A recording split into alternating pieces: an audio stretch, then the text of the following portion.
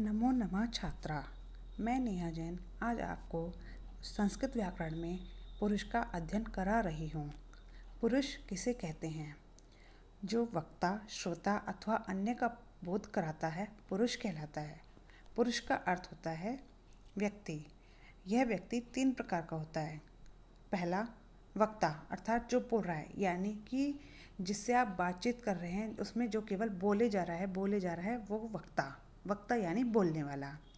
दूसरा, श्रोता अर्थात जो सुन रहा है, जिससे आप बात कर रहे हैं और जिसकी बात आप सुने जा रहे हैं तो सुनने वाला श्रोता। तीसरा, अन्य अर्थात जिस किसी के विषय में कहा जा रहा है, उसमें ना तो आपकी काउंटिंग होगी ना मेरी काउंटिंग होगी। जिसके विषय में हम बात कर रहे हैं वो हमारा अन्य पुरुष हो गया। चलिए आगे बोलता है कि पुरुष के कितने भेद होते हैं। पुरुष के 3 भेद होते हैं, प्रथम पुरुष, मध्यम पुरुष और उत्तम पुरुष। आगे कहता है प्रथम पुरुष किसे कहते हैं, उदाहरण सहित लिखिए। संस्कृत में प्रथम पुरुष को अन्य पुरुष भी कहा जाता है। यह वक्ता तथा श्रोता से भिन्न होता है। यथा बालक पढ़ती, यहाँ पर बालक न तो कहने वाला है तथा न सुनने वाला है। यह कोई अन्य व्यक्ति है, अतः प्रथम पुरुष है। इसे अच्छे से समझते हैं। कहते हैं कि जिसके बारे में हम बात कर रहे हैं, जैसा भी हमने ऊपर पढ़ा था कि जिसके बारे में हम बात कर रहे हैं वो बात करने वाला, जिसके बारे में बात हो रही है वो ही हमारा अन्य पुरुष, जिसको आप इंग्लिश में भी थर्ड पर्सन कहते हैं, वो संस्कृत में हमारा प्रथम पुरुष होता है।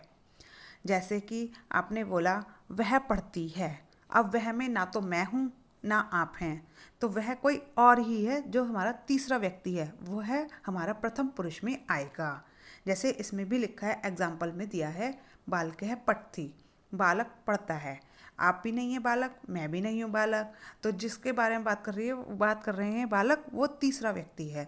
ऐसे ही अश्वौ धावता है, 2 घोड़े दौड़ते हैं।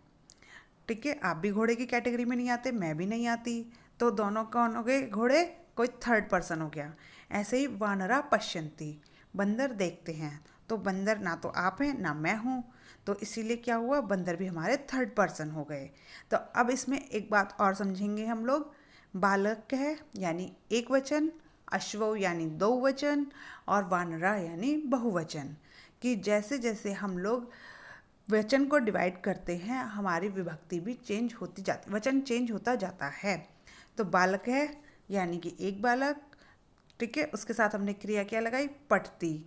ठीक है, फिर अश्वौ द्विवचन, तो धावते है द्विवचन, वानरः बहुवचन, पश्यन्ति बहुवचन।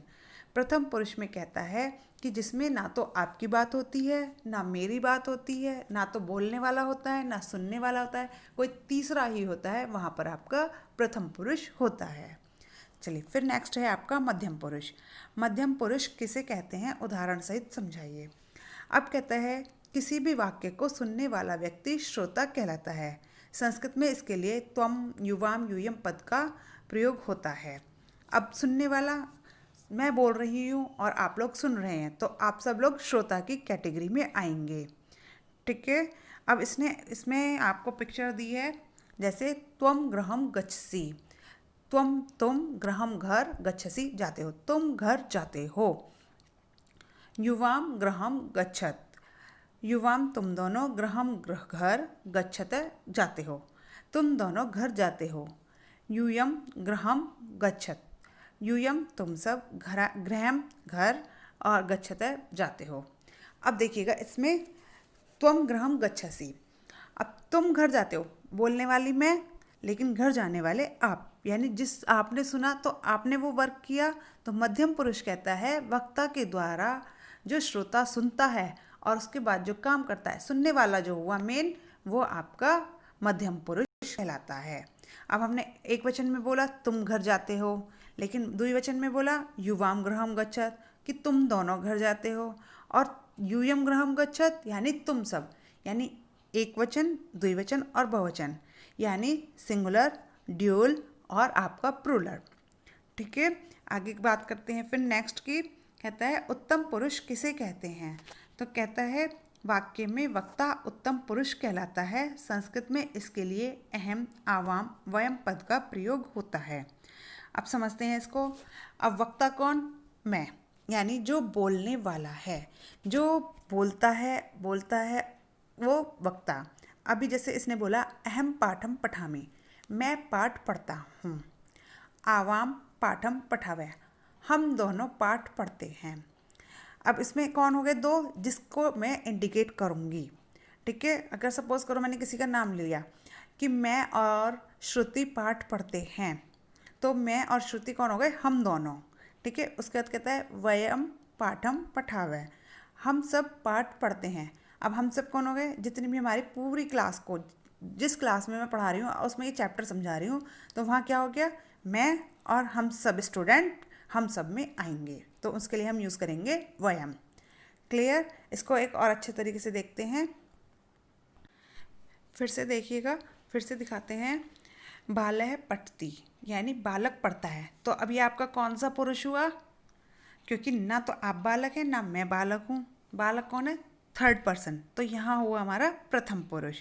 इसने बोला बालव पढ़ता है, दो बालक पढ़ते हैं, तो अगेन आपका प्रथम पुरुष। बाला पठंती, बालक पढ़ते हैं। सेम, ना तो आप बालक हैं ना मैं बालक हूँ, मैं एज ए टीचर हूँ और एज ए आप फीमेल स्टूडेंट हैं। ठीक है, तो हम अगर यहाँ चलेगा तो बाला पठंती, तो पिक्चर के अकॉर्डिंग यहाँ पर सारे मेल हैं। अगर यहाँ फीमेल होते तो हम बोलते बालिका पढ़ती हैं, तो बालिका शब्द भी यहाँ आता। ठीक है, जैसे बाल है, बालक है, स्पेस पर हम क्या कर सकते थे, बालिका पठती, यानी लड़की पढ़ती है। बालिका यानी लड़की, या हम लिख देते छात्रा पठती, तो छात्रा पढ़ती है। क्लियर। इसके बाद आता है हम लोगों का सह पठती। सह यानी वह, पठती पढ़ता है, वह पढ़ता है।